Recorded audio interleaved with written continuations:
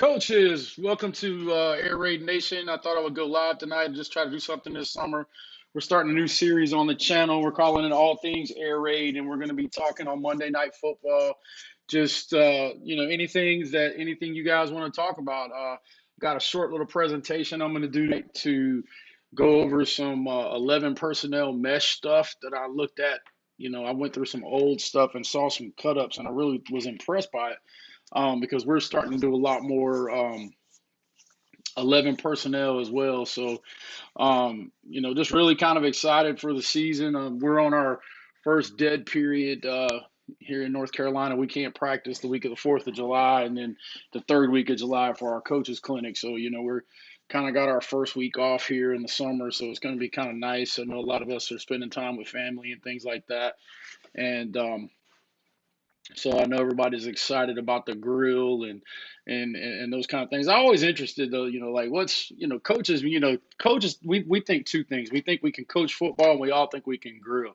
And so in the comments, man, let me know like what's your thing? What's your go-to on on the grill? What are you known for? What are your people come to do, come to eat and those kind of things. That would be kind of interesting to see what everybody said. So just a couple of little things, just a couple of announcements, what we've got going on the channel, and so we'll definitely want to do that. But yeah, just really wanted to talk about a couple of things real quick on the on the webpage. We are running an Independence Day sale this month, so you can get the entire catalog of major courses for 177.60. That's crazy discount. Also, all of our courses on Coach are discounted 76%. This semester, this semester, you see, I'm already in school mode. This month as well. So you can get, crazy deals on CoachTube. I think you can get all three of the Dog Soldier courses for like $20 now. So just, want to celebrate Independence Day and do some things like that. Also, just announced on July the 16th from 3 to 7, I'm going to be doing our annual summer air raid intensive. So if you haven't had a chance to sit in with that, if you're new to the air raid and you want to learn basic concepts and philosophies and things like that, you can sign up for the course over on the website, and all you got to do is just scroll down and just click register, and it'll take you right over there for that. That's going to be 4 hours of that, and if you look over to the right of the screen, you see the Air Raid 2023 Air Raid playbook that's fixing to come out. Spoiler alert, anybody that goes to the Summer Air Raid Intensive is going to get a free copy of the 2023 Air Raid playbook as well. So, just doing a lot of different things this summer. So if you haven't come to one of the intensive, or if you want to just kind of come in and get the deep dive into what we do air raid wise, from beginning to end, man, it'd be a great time for you to spend the afternoon with us, from 3 to 7 or 3 until it's gone longer, it's gone shorter, just depending on how many people were in there.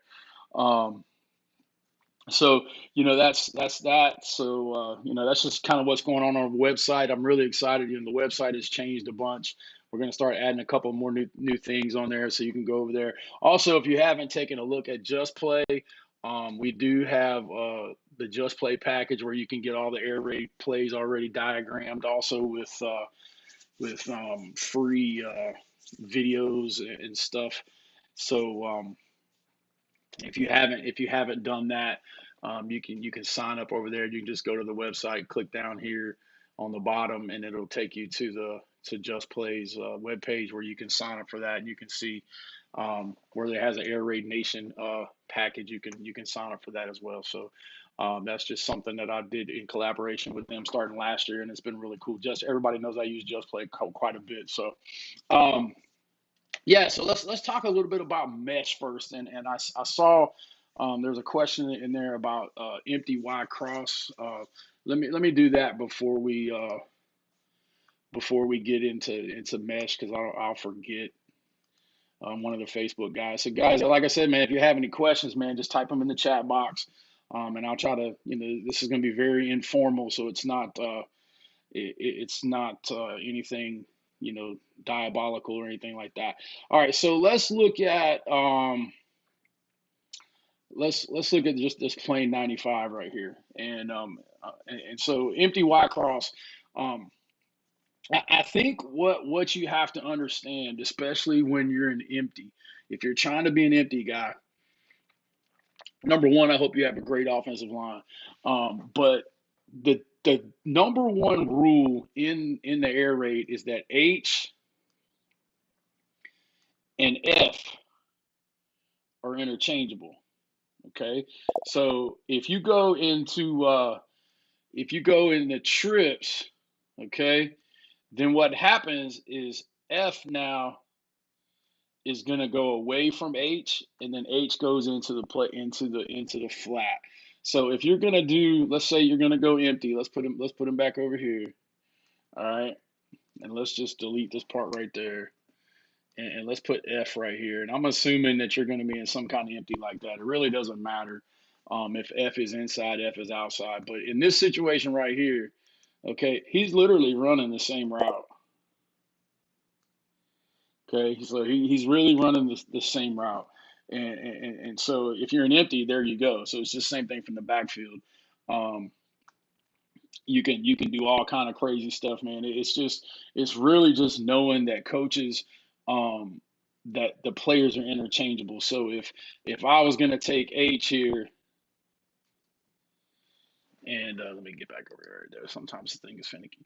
If I was gonna take H and do like we do at Hopton, we run a shallow with H now, um, with our Y cross. So if I was gonna bring him all the way over here, forgot to press escape. It's been a while since I'm drawing plays. If I was gonna bring him all the way over there, okay, then if F was down here, then now what we would do would be to bring him across the formation and get him over into the flat. So he replaces where H was at. So the reads never change. And I think that's where, and you'll see here in a second when we start talking about this mesh stuff, um, you'll see how, um, all the formations and stuff don't kill you. What kills you is when you're changing up stuff and it makes you change your quarterback's progressions. Okay, we're still going to read that across the top, one, two, three, um, as far as that's concerned. So, it's not a big major deal. So yeah, that's kind of how we do. That's how we would do 95 out of D. So I mean, it's like I said, it doesn't really matter. Just know that H and F are interchangeable. So if you're going to send H to the flat, you send F to the other flat, so on and so to speak. To be honest, Coach, we don't run scissors.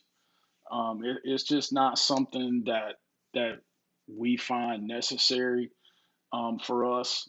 It's not a base air raid play in my opinion, and so it's not something we run. So I'm not and I'm not a big scissors guy. Now we will do some switch. Years ago when Coach Mummy was at SMU with June Jones, he came up here and did a clinic, and we put on a clinic. And he did 3 talks, and his 3 talks were about integrating the air raid and uh, the run and shoot. And so basically, what he did is that he would go trips like so, and then he would just run switch like with everything. Everything was basically 2 by 2. So like in this situation, he would run mesh, and I probably should have just started with a blank one, but like I said, we're really informal tonight. But he would run mesh with these 2 guys,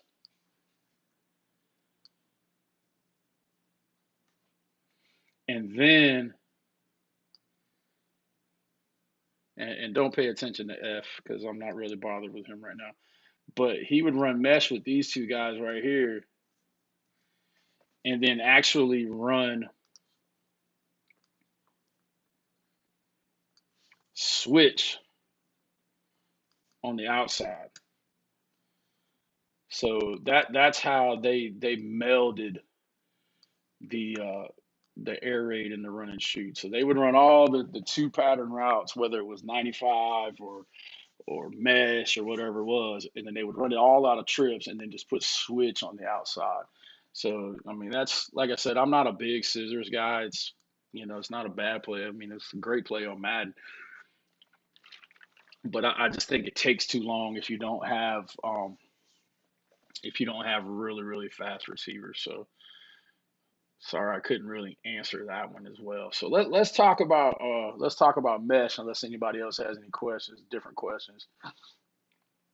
Um, you know, we look at a lot of different things in the off season and stuff like that. And I'll be honest, working with Coach Salas, he is one of the purest air raid guys you will ever see. So if you ever want to see just pure air raid, like old school Kentucky How Mummy air raid, and you need to check out Coach Salas's channel, and some of the stuff that he's done on Coach Tube, because that makes him um, that's what he does. Is like I said, he's an old school air raid guy, and and so he doesn't do a lot of the fancy stuff. So one of the things that we started looking at this spring was the fact that we're going to have probably um, some 11 personnel running backs. We just graduated a phenomenal running back. Kid ran for 1,700 yards and caught for over 200. He was a 2,000-yard offense back the last 2 years, and in his sophomore year, he wasn't bad as well. It was just a COVID year, but his last two full seasons, he had over 4,000 yards in offense and kickoff returns and things like that. So, obviously he graduated, so we got a bunch of younger guys in there. Got a veteran offensive line, so we're looking at a lot of 11 personnel stuff, just toying with it. And that was a big thing for Coach Salas because he's not a big one to change. So moving that H down into the backfield and doing things is kind of interesting. So it got me to thinking. There was a book guy wrote, and I had him on the channel a long time ago when the channel first started. The guy wrote a study of Oklahoma and put a book out. He was a young college kid when he did it. I think he's coaching college now, like at D3 level or something like that. But he had a lot of clips, and I got a hold of some of the clips he gave me, and I started looking through some of the old Oklahoma mesh stuff, and it was really interesting to see, what happened with that. And so let me kind of just show. It's just 5 clips, and I just wanted you to see the different ways that these guys run mesh, and why this goes back to what we were just talking about with that empty 95. The fact that you can't change the progression. You can change the formation, but you can't really do that. And so it's really really important to that. So you can see, like right here, Oklahoma, they have a sniffer, and they're just changing. We call this guy a fish. I know a lot of people call them sniffers and H backs or wings, but we just call him a fish, and then we know if he's either inside or outside, and that helps us in our progression. And let me move myself out of the way so you guys can see that. And so we call him a fish because that means something fishy is going on with him. And generally speaking, he leads you to the ball most of the time. But you can just see, like right here in this particular clip. So here they are with their wing. This one right here, what are they doing? They're actually meshing him. He's in the mesh. Okay, so you can see right there, he becomes the mesh. And Oklahoma does a really good job of this. And I'll show you another clip of here in a second. Um, you'll see that mesh guy almost being a pick. Okay. So you'll see all kind of stuff right here, but you'll see the little wing coming through, and it's really funny, man, when you talk to you talk to the younger guys like Sam Bedwell and those guys like that, man, who've been doing this forever, and things have just changed so much, and you can do so many things. I mean, whether you're doing a slot fade with a speed out, or if you're doing a quick screen, it doesn't really matter. It's still You're still going to read high, short, front side, backside mesh. And it doesn't matter what the route is. And I think that's where people have started getting really creative. So you can see right here with that 11 personnel. I mean, literally all they did is they switched it up. Okay. The slot becomes the corner route. Okay. So he's the first read right there. All right. That's your corner read right there. And then here comes your mesh. Boom. So they're just changing up who's doing what. And it's not really like super, super complicated, but it's just interesting. You can see like right here, just in the 11 personnel. All right, they bring that guy over.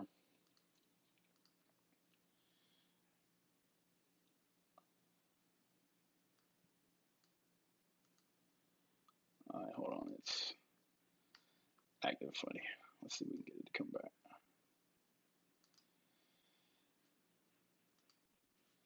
I've been messing with a new video program, so it's been interesting to say the least, but we'll do it this way.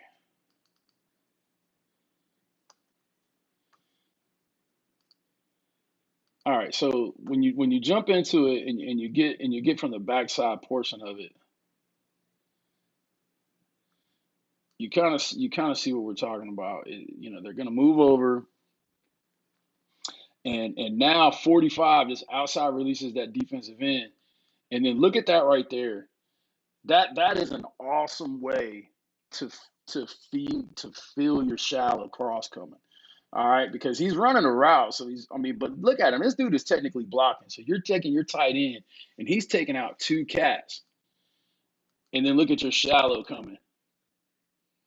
So he's doing a good job of taking two guys out. He knows he's not really going to get the ball, and it just opens your shallow up on the front edge. So that's one way to kind of use that 11 personnel in that situation. And I think I just think it's really cool when you can do that. It just it looks like something different. So like right here we go again. This is 11 personnel, but it's a trips 11 personnel. So you got a 3-by-1 look. Now they're gonna bring the inside motion. So now it's the exact same formation they just had. Okay, just to the wide side of the field. But now look who they mesh, and there's your little divide. Okay, there's your divide route. So I mean, you can get as creative as you want, but he knew that guy was going to be wide open. So he said, okay, let me look, let me look, let me look. All right, so 84 is now a mesher. Okay, and so the first read is the high read. In this case, it's going to be a post. So the high read is the post. Okay, so remember it goes high corner, it goes corner, flat, front side, back side, shoot. So it's going to be high, medium in this case because they're running a little out there. But he sees that divide coming from that inside dude, and he's like, "Yo, there we go." I mean, and it doesn't change anything. It literally doesn't change anything. And then they put a wheel on the back side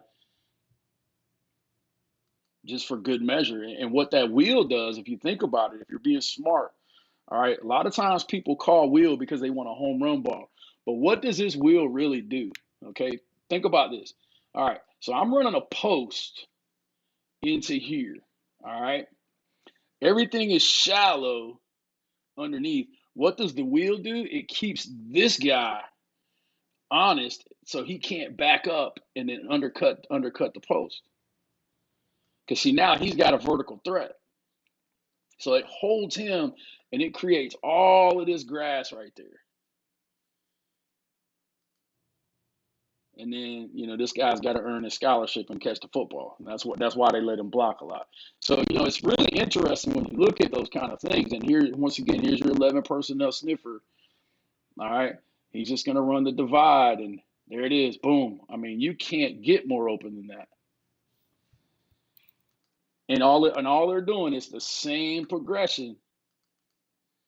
It's the same progression. It's just different measures, different crossers, and stuff like that. And if you're like us, we have a 5-minute mesh period every day.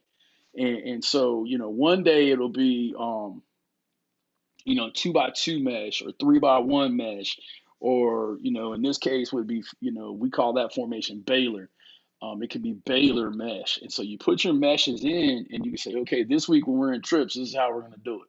When we're in Baylor, this is how we're going to do it. And then you just practice that for 5 minutes, and you run 3 or 4 different meshes a day. I mean, obviously these guys, they have, 2-hour practices every day. We practice for 95 minutes, and that's with special teams. So, and if you're interested in that, go over to Coach Salas's channel. He's got a great video on there from about a month ago where he talks about our practice schedule. So, we don't have time to have 13 different meshes. Okay, so here it is again. Here's with the tight end. Okay, so the tight end is in there now for you guys that like tight ends. And what's the difference between a tight end and a sniffer? Nothing. Just one guy's a yard closer. Okay, but what's he doing? He's running the high route. Now they're gonna mesh. This is old school mesh. There's your corner. There's your corner down on the back end. Okay, but that tight end, for whatever reason, man, I think it's the old school in us. Us older guys, man, when we see tight ends, we get nervous. Okay, we say, okay, something's going on with that tight end. So you can even see, look at my dude here. Everybody's looking at this tight end because he's the run strength. All right, so that tight end draws everybody's attention over there. But there it is. There's your high. Here comes your mesh.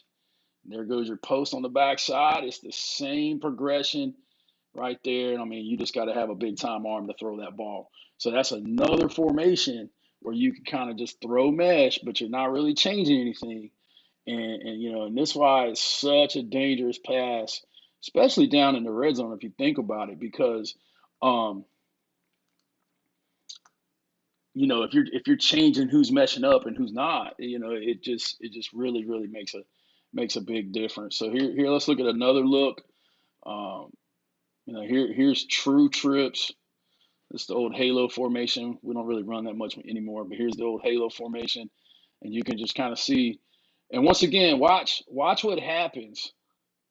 Watch what happens with the slot. He's like basically just getting in the way. All right, and now as you guys know, and this is old school film, so you guys know now that what they do is they run a lot of screen off of shallow now.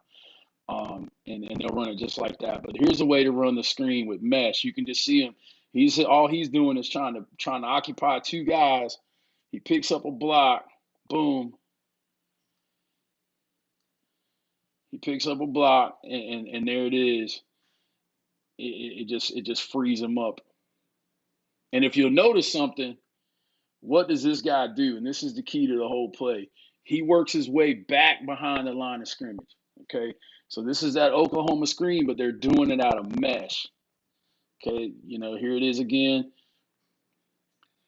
He's coming back behind the line of scrimmage to come get that ball. That way, it's not blocking while the ball's in the air, and it's just like stealing. So if you haven't worked on that, like I said, we run it out of shallow. We don't run it out of mesh, but here it is out of mesh.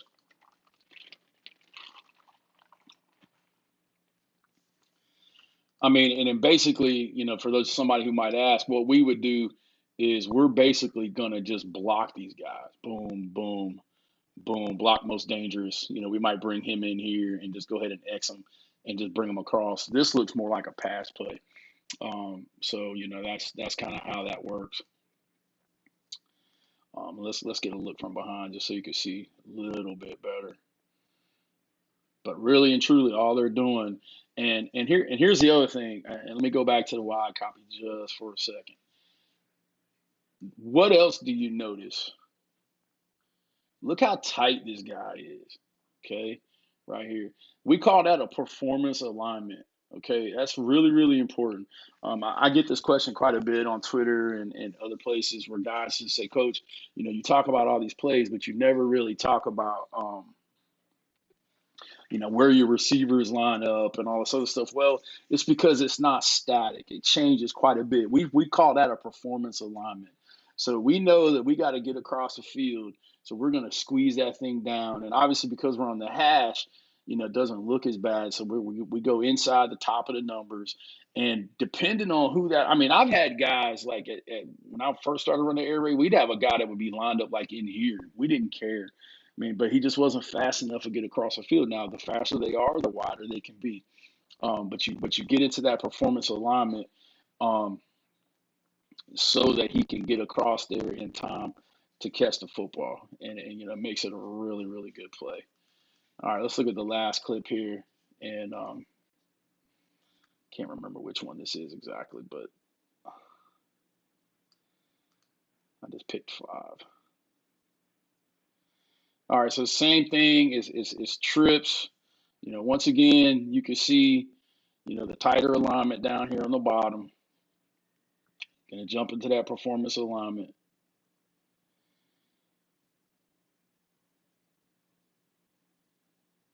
And it's the same thing now, but look what happens.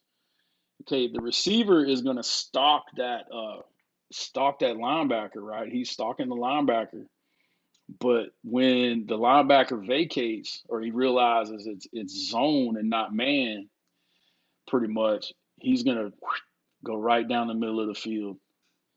So that's another little thing you can do. Run that little mesh screen, and then it hits a couple times, and then look what happens. The stalker guy just slips right behind the screen, and he doesn't mesh. You look at him; he's going to go vertical almost. He's going to go vertical almost down the middle of the field. So that's a cute little wrinkle off of that mesh screen. So we've looked at 10 personnel using the fish. I mean 11 personnel using the fish as a part of the mesh and letting them set the block. You've seen them used as the high route, and then you see a 3-by-1, mesh screen, and then the mesh screen and roll. Um, just a neat little combination of how, and just kind of shows why mesh is one of the best plays in football. Because here it is again, he just stops and he gets right up the field, and I mean, and it's just like stealing. So that's kind of where it is. So um, like I said, guys, I just wanted to talk a little bit about mesh tonight. I'll open it up to questions if you have anything other than what we were just talking about. I don't really have anything else like formal, but I'll hang around for a little bit and answer questions. So if you're in the chat and you have a question, feel free to type it in there. I see guys talking about. All right, let's see. Josh asked, "Are there any tips going into year 3 with a team? Started with about 20 odd freshmen in the system, and now are all incoming juniors." Well, I mean, I would say stay the course, my guy, because if they're all juniors now, they should have a ton of reps, and that's the key. When you and Coach Salas and I had this conversation quite a bit. When you're moving kids around, you have to be cognizant. You have to understand how many reps a kid has had. So I mean, if you had a kid that's got 3 years of reps as a Z, do you move him to X just because you always put your best guy there? Um, that's to me. I don't know. That kid's got 3 years of reps as a Z. Why do I want to move him over? Um, 2-by-1 mesh where the one side is an attached tight end. Yeah, that's easy, man. I mean, that's like that's old school. Let me switch back over.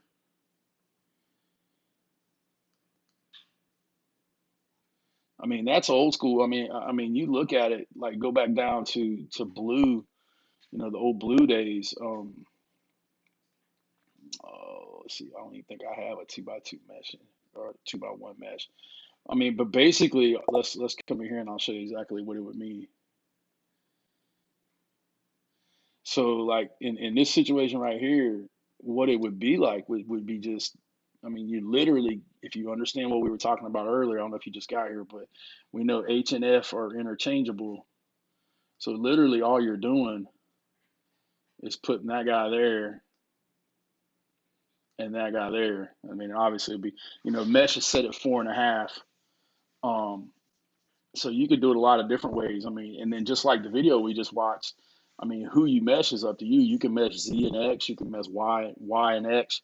Any of those things. You can put, wheel routes and any of those kind of things in there. But if you um, you just like we were just looking in the videos, I think it really doesn't matter. Just keep the formation the same, and and you'd be surprised, man. We 2 years ago, man, our receiving core. Now I will say this: we got a receiver that he transferred from us last year. His parents moved, um, but he had 100 catches as a sophomore, and he just committed to Maryland. He was our ex, and that kid could go. I mean, y'all have seen him on the channel plenty of times. But Josiah, um, ran the fades real well. He had good speed. But the rest of those guys on his team, the inside guys, very average athletes. Both of them graduated from community college before they graduated from high school. Real smart kids, just ran good, worked hard. You don't have to have like just crazy guys. And I would push you to some of the stuff um, that we've shown on the channel from Drew Piscopo up in Ashe County. I mean, they're very mountain school, cold, and not a whole lot of fast twitch guys on the team, just good old hardworking mountain boys, and they run the air raid up there really really effective. So I mean, if you were going to 2x1 with an attached tight end, you could do it like that. If you had it slot, now we actually run it like this. We'll put a slot over here, and when we do that, what we do is the slot becomes the corner. The slot will run the corner route instead of it's a lot easier just to draw it instead of try to pull it on this thing sometimes. But we'll do this.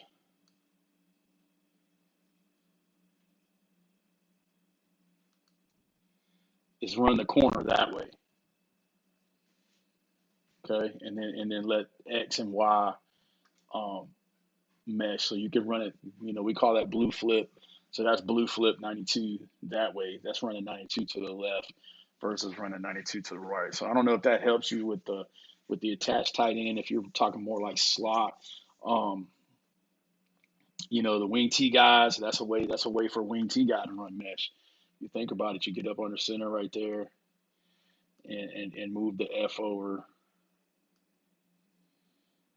And then now what you do is you just, say you give them buck action. I know, man. I'm sorry. I don't mean to be cursing tonight, but um, I actually did coach in a wing T, and we did incorporate some of the passing stuff in it. But just give a little buck action in there, and let him block, let him block that way, and just have him come out, and then there it is. So that's the cool thing about the air raid, and really cool thing about football in general. And I talk to guys about this all the time. Like the running game, you can run bug sweep and stuff, and still have air raid principles in your passing game.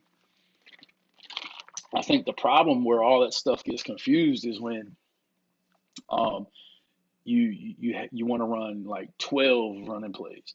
You just don't have the reps for all of that, and that's the problem. I had a kid ask me about running split back veer with air raid, and I just told him flat out. I was like, oh, you probably can do it, but not something that I would do. For the simple fact that I worked with a guy who was a big time triple option guy, and one of the best ones in the state of North Carolina back then. And he used to say, "Man, look, you're either an option guy or you're not.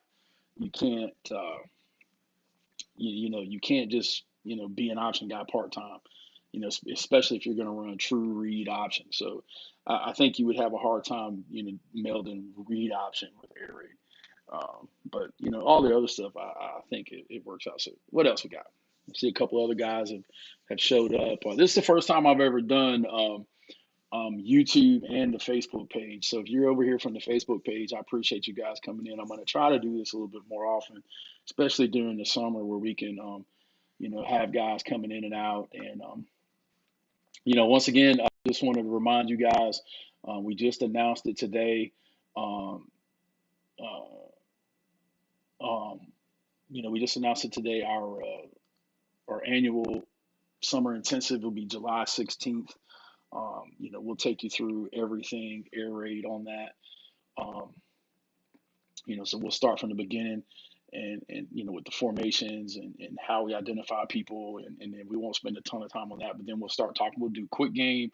We'll do quick game. We'll do some RPO idea stuff. We'll do screens, and we'll do 90 game through the whole time. And then with the last part of the class, we'll talk about ways of creating grass, ways to attack coverages and different things like that. And so just how I look at play calling and and game planning. So it'll be about a 4-hour class. It'll be on Sunday afternoon. So we'll go from about 3 to 7 or 3 to whenever. So I mean, if everybody gets it beforehand, and a lot of times it depends on um, who comes. Like 2 years ago, the guys who came were already air raid guys. They were guys who had looked at some of my stuff and I had talked to before, and that so that made it a little different kind of conversation than if we were starting off from scratch. So if you know anybody that wants to do that, um, definitely go over to Airraidnation. Like I said, all you gotta do is go over to the web page. You can register. You can register right there, and come spend the afternoon with me.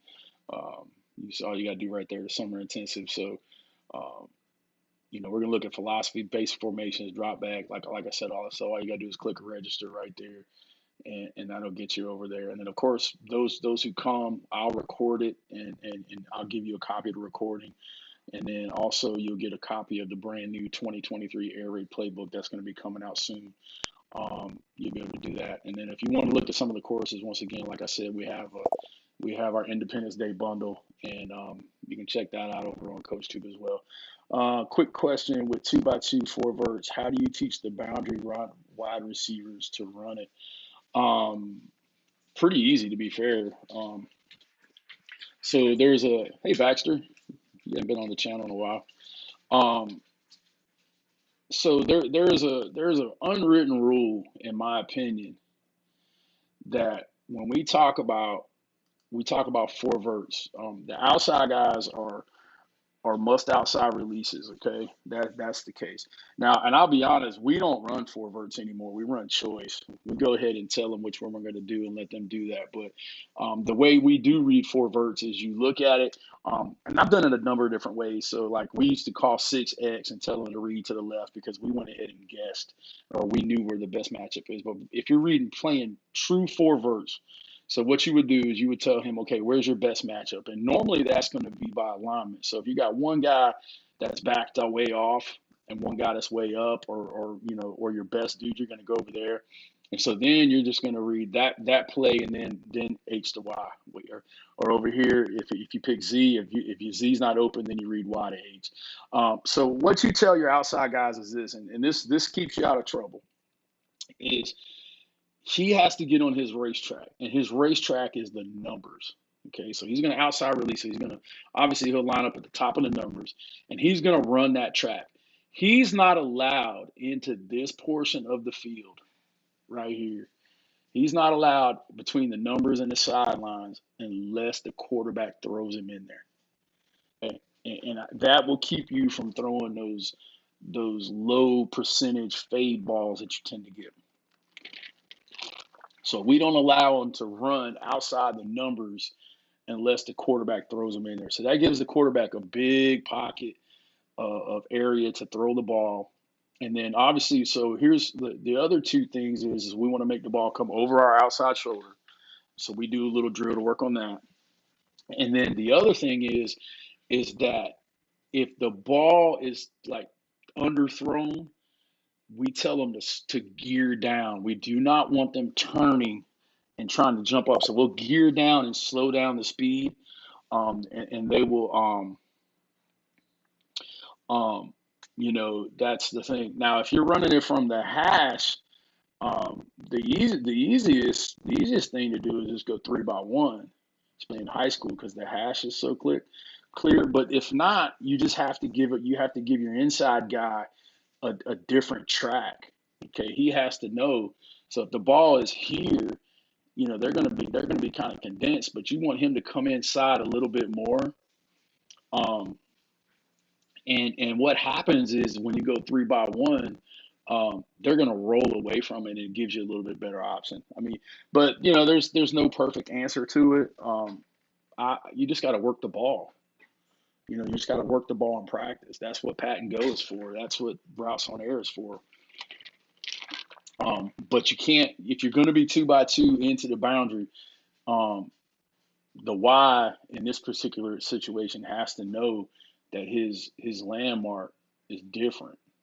So let's say we usually want him 4 yards from the tackle, so they'll be lined up like this. All right.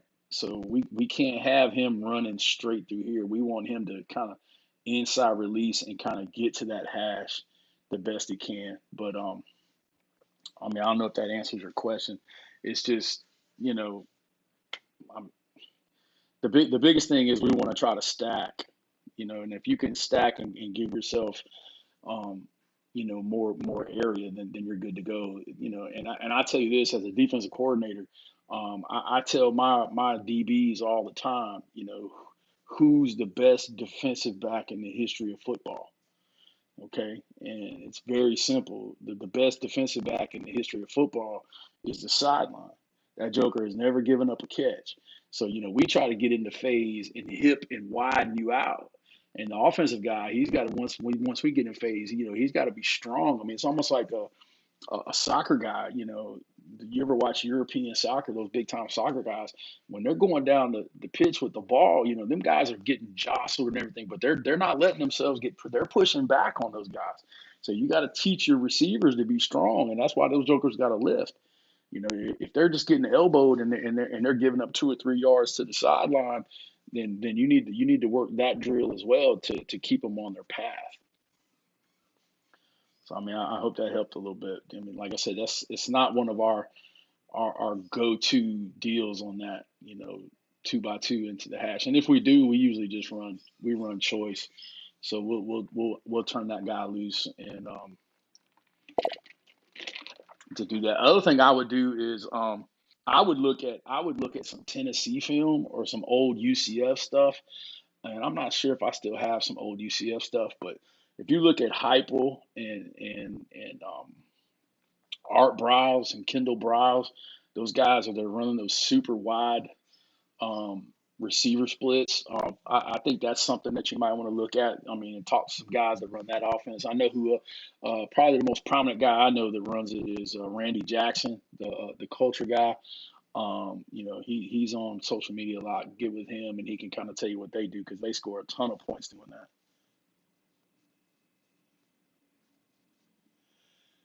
Yeah, I mean, and I can see that, coach, where you're talking about guys want to run into other people's areas. I mean, that's just them being undisciplined. Okay, and that's where you have to get the cones, set up the cones, and do your routes on air. And I will tell you this, and I think this is the difference between good coaches and bad coaches, and good coaches and great coaches, is that details matter. Okay, details matter. Um, don't just let a rep go by without fixing that. You know, and let's say you got a 5 minute period and you only get 3 reps. 3 reps run right will beat 5 reps run wrong. Okay, so you got to spend time explaining it to the kids why they can't do that. Explain to them why they can't do that. Okay, and sometimes you just got to stop and walk them through. Our best defensive drill is key drill, and it's literally a half speed walking drill. I didn't do inside on defense for a whole year one time. we spent the entire inside period walking through fits. And so when we would see the runs on Friday nights, it was just like we knew exactly where to go. We knew exactly where to go, and we could fit it up red better, and we just became a better defense.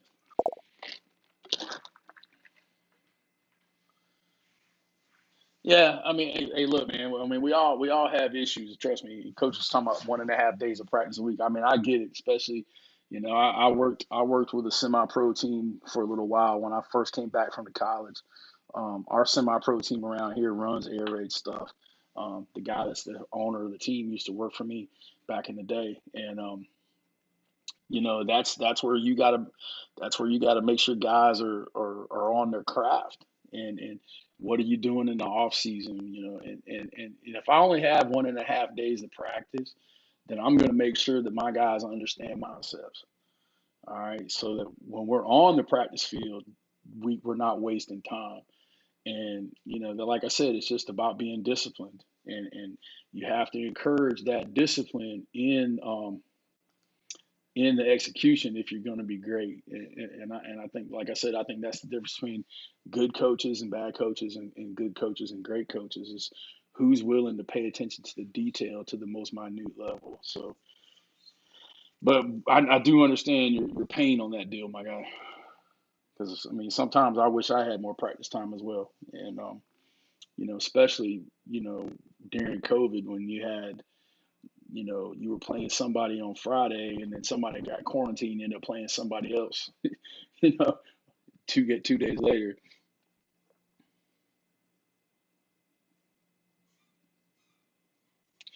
Coach Lee, we looked at that earlier in the video in the live stream, talking about using the HVAC. Um, but like I said, I think the thing about this, and um this is where I think people try to be too smart. Okay, is that understand that when you bring that H into the box like that, okay, you put him into a slot back. Um, it's not really the too high that you're really changing. You're changing your box structure, okay, because you're bringing another guy in, and and the way I feel about it is if you got an H back and if somebody's playing too high, you need to be running the ball anyway. But I just showed 4 or 5 clips of Lincoln Riley doing the exact same thing. Moving those guys in and out, moving them around, and doing that. Um, but I would look at it in terms of this more than anything is not not what it does to the defense, but what it does to you. Okay. What does it do to you? And here's exactly, let me pull this video back up, and I'll tell you exactly what I'm talking about. Because, obviously as a defensive coordinator, I'm going to watch film on you, and I'm going to say, okay, these are his formations, blah, blah, blah, blah, blah. Okay. But, if this is the one I want. No, that's not the one I want. But really and truly is what happens, what does it do to you offensively? How much confusion does it create? And if the answer to that is none or not a lot, then don't worry about it. But you can see, like, right here. I mean, here's Lincoln back in Oklahoma, and there's that H back. Okay. All right. So they're in 11 personnel. They're open. That's basically open. But this guy, he's looking at the slot. Okay, this guy is looking at him, and then, like, if you're playing against us, then we're gonna um we're looking at three vertical on that. Yeah, I mean, and it's um and that's one of the reasons why I don't care. We always call our defensive strength to the wide side of the field. Um and the reason why we do that is because people like you put that H back in there, then you'll swap him over to the other side, and then everybody's trying to run around like the chicken with their head cut off.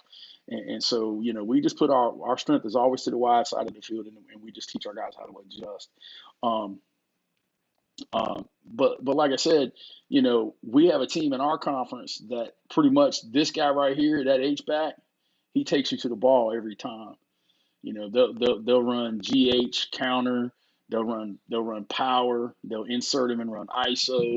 They do all kind of stuff, and they're doing all this craziness. They're moving guys around and doing all that stuff, and it's just like, okay, um, the point is just like you're saying, is it to complicate? Is it to make us look complicated?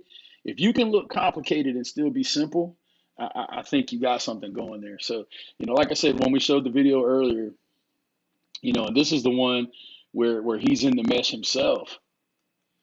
Okay, and then a couple plays later, he's an attached tight end on the weak side, and then a couple plays later, he's running that divide route. So if you go back and look at the beginning of the live stream, and you'll be able to see all the videos that I'm talking about. I go through all of them, but I think you're onto something with that, though. I mean, it's and one of the things that I talked about is we're actually doing some of that stuff too. We're doing some of that H-back stuff too, based on our personnel more than anything.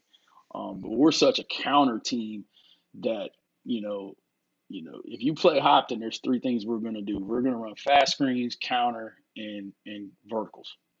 That's what we are. That's our MO.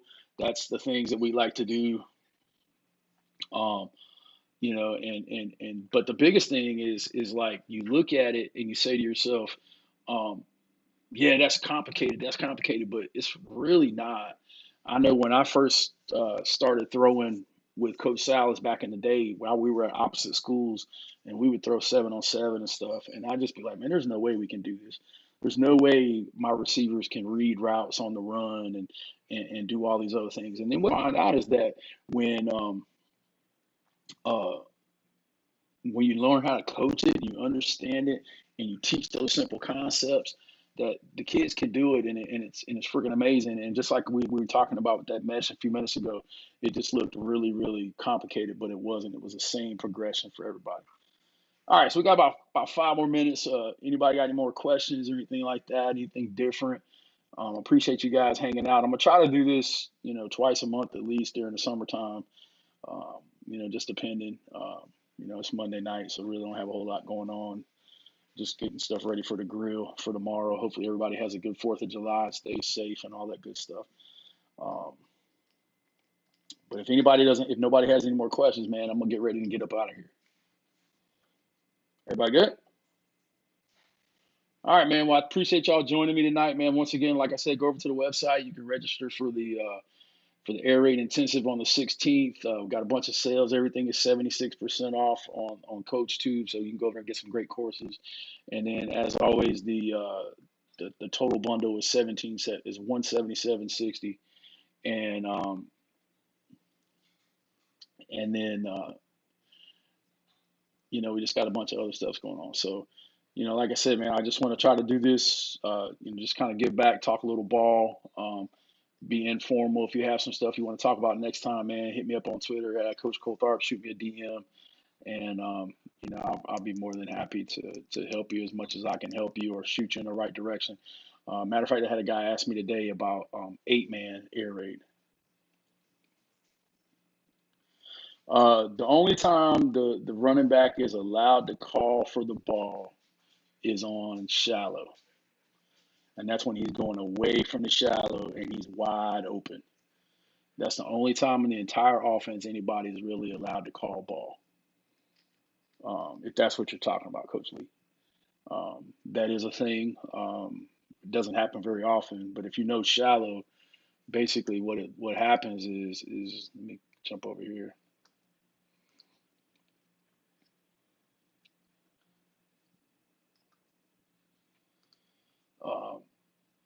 So like in this situation, like right here, when we're reading 91Y, when 90 when let me my bad guys. I'm sitting here talking to my screen and showing it to you. So we're reading 91Y, like it'll be this one right here.